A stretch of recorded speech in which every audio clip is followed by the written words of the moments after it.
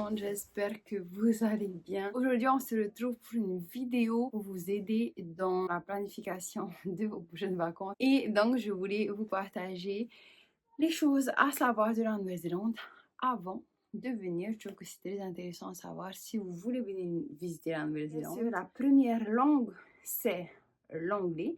Donc, tout le monde parle anglais, mais vous verrez en fait qu'il y a beaucoup d'autres personnes qui parlent d'autres langages, comme nous par exemple, qui parlent en français tahitien. Il y a des personnes qui parlent indien, des personnes qui parlent arabe, des personnes qui parlent tongien, samoa. En fait, il y a des personnes de toutes les cultures. Il faut aussi savoir que l'anglais de la Nouvelle-Zélande n'est pas le même que l'anglais d'Amérique. C'est vraiment pas pareil. On ne comprend vraiment pas de la même façon.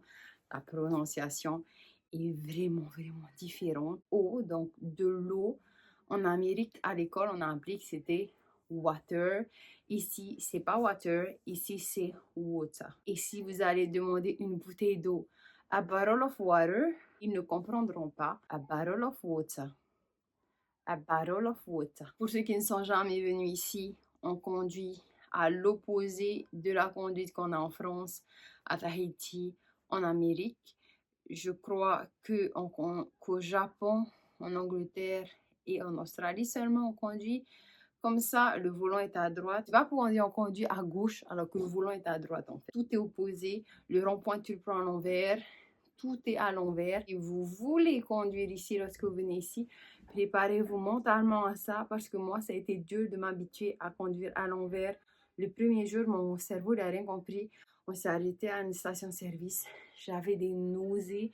J'étais malade. Je ne sais pas pourquoi, mais ensuite, voilà. En général, vous venez tous sur Auckland et vous réservez tous votre logement sur Auckland parce que c'est, je suppose, l'aéroport international d'Auckland. La vérité, en fait, c'est que l'aéroport international d'Auckland est sur Manukau, sur Mangere.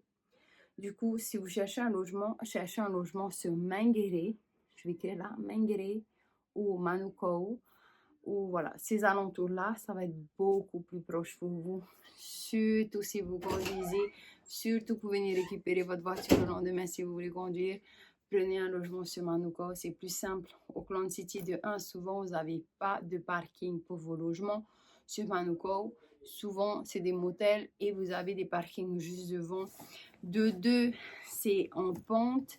De 3, vous allez devoir payer des parkings si vous voulez vraiment des parkings pour la plupart du temps, pour la plupart des logements que vous avez sur Auckland City. Une autre chose, quand c'est l'été en France, c'est-à-dire de mai, juin, juillet, ou juin, juillet, août, ici, c'est l'hiver. Donc, il fait froid, il ne neige pas, mais il fait quand même froid. Donc, prévoyez des vêtements chauds pour l'hiver si vous venez en hiver. Même si la Nouvelle-Zélande fait partie du triangle polynésien, même si c'est une île à proprement dit, une grande île, vraiment grande île, il y a des saisons ici, même si ce n'est pas des températures extrêmes. Et encore là, je ne vous parle que d'Auckland, parce qu'au sud, il neige en hiver. La Nouvelle-Zélande a 2 îles, il y a l'île du Nord et l'île du Sud. Si vous voulez voir Queenstown, c'est sur l'île du Sud. Donc, il faut savoir que si vous voulez aller à Queenstown, vous allez devoir prendre l'avion d'Auckland pour partir sur Queenstown. Voilà, juste pour que vous sachiez. Ici, la plupart des attractions, la plupart des malls ouvrent entre 9 et 10 heures et ferment entre 17 et 18 heures. Et vous pouvez tout voir ça en ligne. Il y a tout en ligne. Vous voulez savoir si les magasins sont ouverts? Allez en ligne.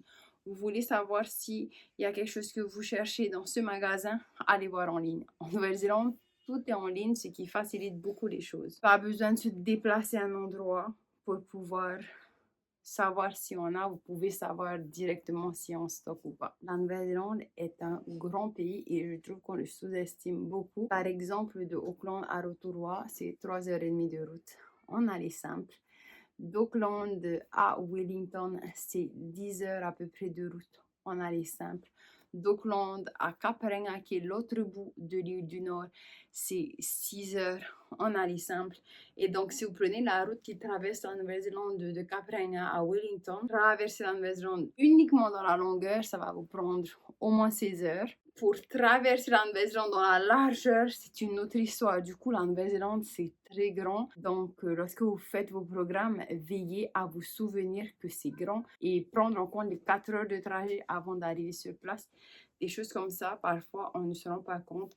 C'est simple, vous allez sur Google Maps et vous mettez là où vous êtes et là où vous voulez aller et vous verrez les heures qu'il faut prendre pour y arriver. Si vous restez sur Auckland City et que vous sortez d'Auckland pour la journée que vous revenez, souvenez-vous et faites attention, il y a la circulation. Vous pouvez être bloqué pendant 1 heure au lieu de prendre 20 minutes si vous êtes là aux heures de pointe.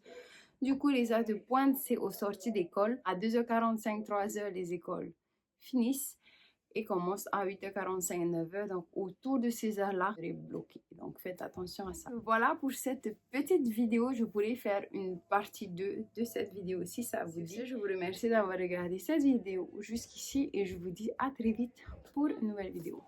Nana.